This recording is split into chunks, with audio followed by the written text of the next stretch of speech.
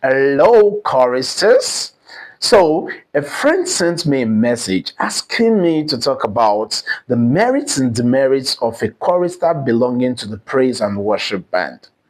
So, after a deep thought, I thought about breaking it into three parts. In today's video, which is part one, I'll be talking about the merits and demerits of a chorister belonging to the praise and worship band. So here is a question that many people ask silently. Should a chorister belong to the praise and worship band? Or is it a silent way of killing or ruining your choir voice? This debate is what is currently happening silently in some churches, where you see a chorister singing with the choir, and the next minute the chorister has gone to sing with the band, leading or doing backup.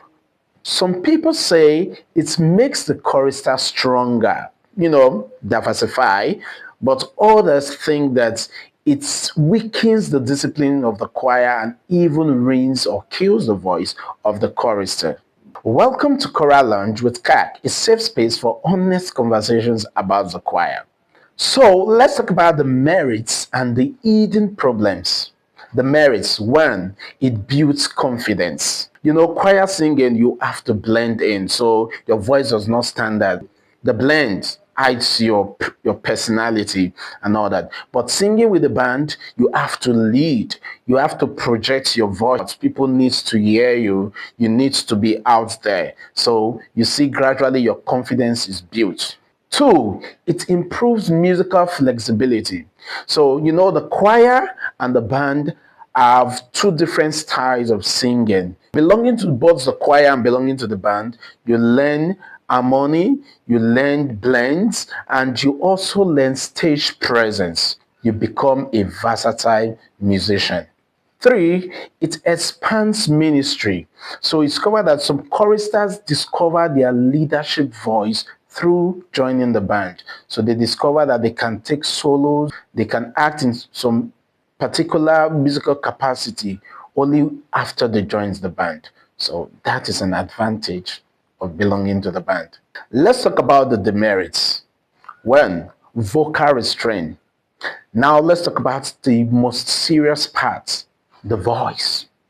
The voice. So choir singing often requires controlled tune, blends, and classical techniques.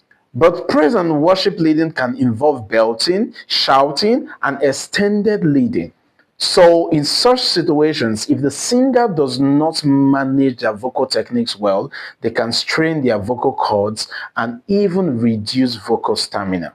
Two, loss of choral blend. So this one, choir directors can easily notice it.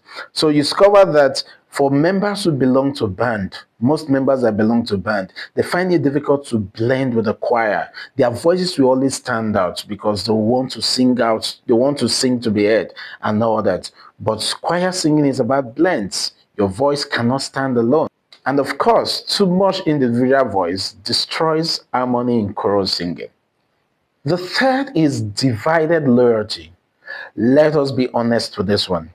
Sometimes the singer can be loyal to the band, especially if he knows or if he or she feels that he's given more visibility in the bands than in the choir. So gradually what happens? Tension begins to arise between the choir and the band because of this disloyalty of the chorister. So here are the merits and demerits. Let us settle this honestly. So tell me, is it healthy for a chorister to belong to the praise and worship band, or should the chorister just choose to belong to one to save their vocal voice or their discipline? Or as a music director, have you ever noticed a change in your chorister's voice after he or she starts leading the praise and worship?